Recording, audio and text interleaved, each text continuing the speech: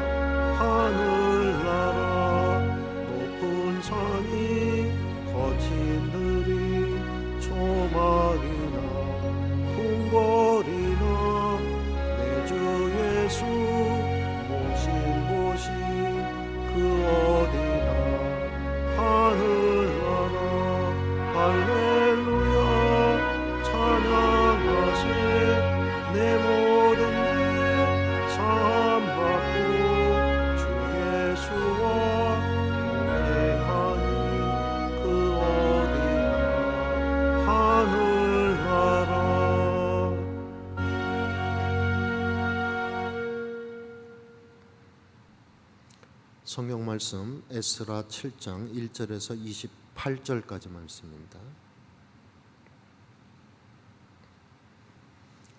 에스라 7장 1절에서 28절까지 말씀 1절부터 함께 봉독합니다. 1절부터 봉독합니다. 이 일 후에 바사왕 아닥사스다가 왕에 있을 때 에스라를 하는 자가 있으니라. 그는 스라야의 아들이요 아사랴의 손자여 힐기야의 증손이요 살룸의 현손이요 사독의 5대손이요 아이둡의 6대손이요 아마랴의 7대손이요 아사랴의 8대손이요 무라요의 9대손이요 스라히야의 10대손이요 우스일의 11대손이요 붓기의 12대손이요 아비수아의 13대손이요 비느하스의 14대손이요 엘르아살의 15대손이요 대제사장 아론의 16대손이라.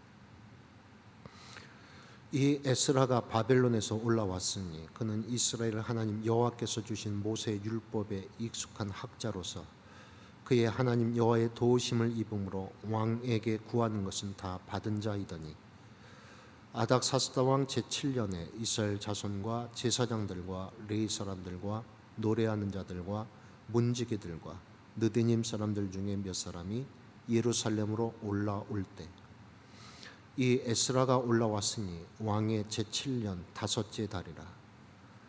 첫째 달 초하루에 바벨론에서 길을 떠났고 하나님의 선한 손에 도우심을 입어 다섯째 달 초하루에 예루살렘에 이르니라. 에스라가 여호와의 율법을 연구하여 준행하며 율례와 규례를 이스라엘에게 가르치기로 결심하였었더라. 여호와의 계명의 말씀과 이스라엘에게 주신 율례 학자요 학자 겸 제사장인 에스라에게 아닥사스다 왕이 내린 조서의 초본은 아래와 같으니라. 모든 왕의 왕 아닥사스다는 하늘의 하나님의 율법의 완전한 학자 겸 제사장 에스라에게 조서를 내리노니 우리나라에 있는 이스라엘 백성과 그들 제사장들과 레위 사람들 중에 예루살렘으로 올라갈 뜻이 있는 자는 누구든지 너와 함께 갈지어다. 너는 내 손에 있는 내 하나님 율법을 따라 유다와 예루살렘의 형편을 살피기 위하여 왕과 7 자문관의 보냄을 받았으니 왕과 자문관들이 예루살렘에 거하신 이스라엘 하나님께 성심으로 드리는 은금을 가져가고 또 내가 바벨론 온 도에서 얻을 모든 은금과 및 백성과 제사장들이 예루살렘에 있는 그들의 하나님의 성전을 위하여 기쁘게 드릴 예물을 가져다가 그들의 돈으로 수송아지와 숫양과 어린 양과 그 소재와 그 전제의 물품을 신속히 사서 예루살렘 내 하나님의 성전 제단 위에 드리고 그 나머지 은금은 너와 너희 형제가 좋게 여기는 일에 너희 하나님의 뜻을 따라 쓸지며 내 하나님의 성전에서 섬기는 일을 위하여 내게 준 그릇은 예루살렘 하나님 앞에 드리고 그 외에도 내 하나님 성전에 쓰일 것이 있어서 내가 드리고자 하거든 무엇이든지 궁중 창고에서 내다가 드릴지니라. 나 곧 아닥사스다 왕이 유라데 강 건너편 모든 창고지기에게 조서를 내려 이르기를 하늘의 하나님의 율법 학자 겸 제사장 에스라가 무릇 너희에게 구한 것을 신속히 시행하되 은은 100달란트까지 밀은 100고루까지 포도주는 100밭까지 기름도 100밭까지 하고 소금은 정량 없이 하라. 무릇 하늘의 하나님의 전을 위하여 하늘의 하나님의 명령하신 것은 삼가 행하라. 어찌하여 진노가 왕과 왕자의 날에 임하게 하랴. 내가 너희에게 이르노니 제사장들이나 레위 사람들이나 노래하는 자들이나 문지기들이나 느드님 사람들이나 혹 하나님의 성전에서 일하는 자들에게 조공과 관세와 통행세를 받는 것이 옳지 않으리라 하였노라. 에스라여, 너는 내 손에 있는 내 하나님 지혜를 따라 내 하나님의 율법을 아는 자들 법관과 재판관을 삼아 강 건너편 모든 백성을 재판하게 하고 그중 알지 못하는 자는 너희가 가르치라. 무릇 내 하나님의 명령과 왕의 명령을 준행하지 아니하는 자는 속히 그 죄를 정하여 혹 죽이거나 귀양 보내거나 가산을 몰수하거나 옥에 가둘지니라 하였더라. 우리 조상들의 하나님 여호와를 송축할지로다. 그가 왕의 마음에 예루살렘 여호와의 성전을 아름답게 할 뜻을 두시고 또 나로 왕과 그의 보좌관들 앞과 왕의 권세 있는 모든 방백 앞에서 은혜를 얻게 하셨도다. 내 하나님 여호와의 손이 내 위에 있으므로 내가 힘을 얻고 이스라엘 중에 우두머리들을 모아 나와 함께 올라오게 하였노라. 아멘. 에스라가 있었습니다. 에스라 7장에서 에스라가 등장하기 전부터 에스라는 있었습니다. 그는 포로된 민족이 이스라엘 본토로 돌아갈 때 여전히 바사 왕국에 있었습니다. 그는 이스라엘 성전 재건이 중단되었을 때도 바사 왕국에 있었습니다. 한편의 드라마와 같이 성전 재건이 다시 시작되고 마침내 성전 재건이 완성되었을 때도 그는 바사 왕국에 있었습니다. 그는 모세 율법에 익숙한 학자였습니다. 모세에게 주신 율법에는 성전을 어떻게 지어야 하는지도 상세하게 기록되었을 뿐만 아니라 광야 생활 40년을 하나님께서 어떻게 인도하셨고 마침내 가나안에 들어간 하나님의 백성이 어떻게 살아야 하는지 기록되어 있었습니다. 그렇게 율법에 익숙한 그에게 성전 재건은 얼마나 흥분되고 놀라운 일이었겠습니까? 성전이 재건되고 그야말로 듣던 유월절 제사가 회복되는 그 자리에 얼마나 동참하고 싶었겠습니까?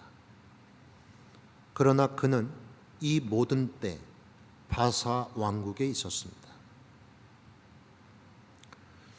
에스라 7장이 시작되기 전까지 그의 이름은 한 번도 등장하지 않습니다. 10장까지 있는 에스라서 반이 지나도록 등장하지 않았던 에스라, 그가 드디어 길을 나섭니다. 본문 7절에서 9절 말씀을 보면 첫째 달 초하루에 출발해서 다섯째 달 초하루에 도착했으니 4개월간의 길고 긴 여정이었습니다.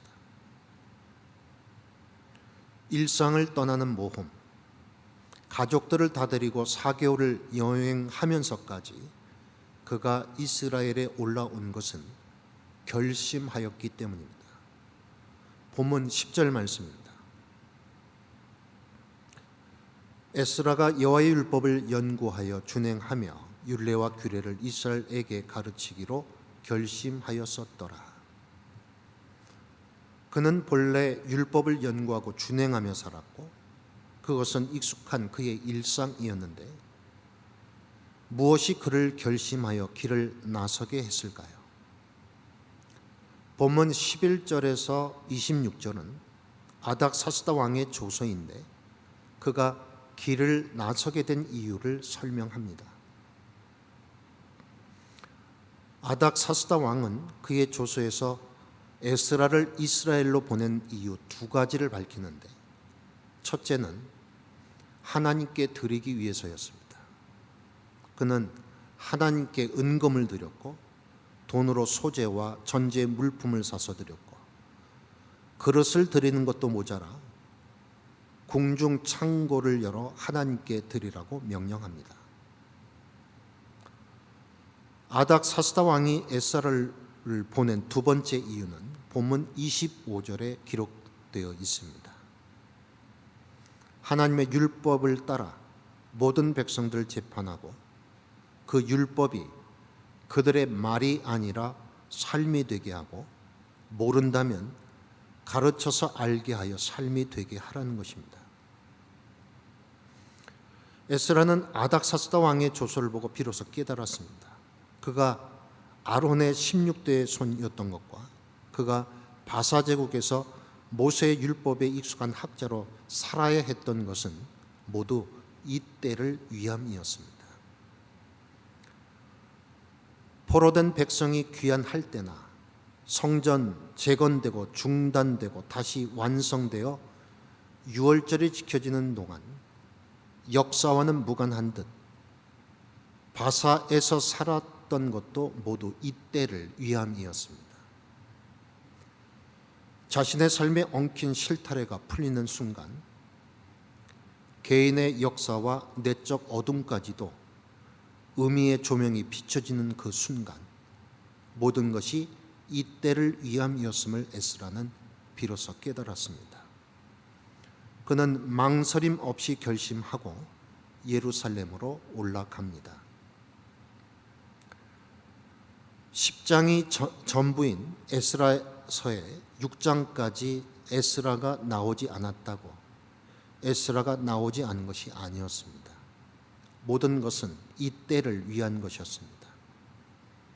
하나님께서는 하나님의 때 우리의 삶에 의미의 조명을 비추시어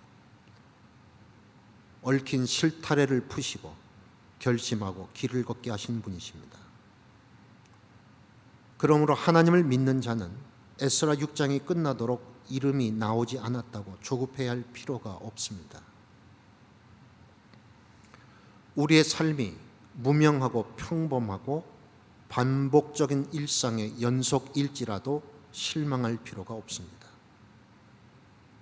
우리 하나님께서 에스라의 인생에 그러하셨듯이 우리 삶에도 의미의 조명을 비추어 실타래를 푸시고 모든 것이 이 때를 위함이었음을 알게 해주실 것이기 때문입니다. 그 하나님을 믿을 때 우리는 오늘 마주한 현실이 어떠할지라도 소망을 잃지 않을 수 있으며 묵묵히 삶의 무게를 견뎌낼 수 있습니다. 그 하나님을 믿음으로 하나님께서 오늘 내게 허락하신 삶의 자리를 겸허히 감당하시는 저와 여러분들이 되시기 바랍니다. 하나님, 10장뿐인 에스라서가 6장에 이르도록 에스라라는 한 번도 등장하지 않았다고 사람들은 말하지만 하나님 안에서 그 무명의 6장은 하나님 준비하신 이때를 위한 것이었음을 오늘 말씀에서 목격합니다. 다양한 삶의 자리에서 무명의 삶을 감당하고 있는 성도들이 있습니다. 수고하고 무거운 짐 지고도 묵묵히 하나님의 이름 부르며 살아가는 성도들을 기억하여 주시고 우리 삶에 에스라 7장을 쓰시고자 준비하시는 하나님의 손길을 더욱 믿게 하여 주옵소서. 그리하여 오늘 맡겨주신 삶의 자리를 겸허히 감당해 가도록 인도하옵소서. 예수님의 이름으로 기도드립니다. 아멘. 하늘에 계신 우리 아버지여, 이름이 거룩히 여김을 받으시오며 나라가 임하시오며 뜻이 하늘에서 이룬 것 같이 땅에서도 이루어지이다. 오늘날 우리에게 일용할 양식을 주시옵고 우리가 우리에게 죄진 자를 사하여 준 것 같이 우리의 죄를 사하여 주시옵고 우리를 시험에 들게 하지 마시옵고 다만 악에서 구하시옵소서. 나라와 권세와 영광이 아버지께 영원히 있사옵나이다. 아멘.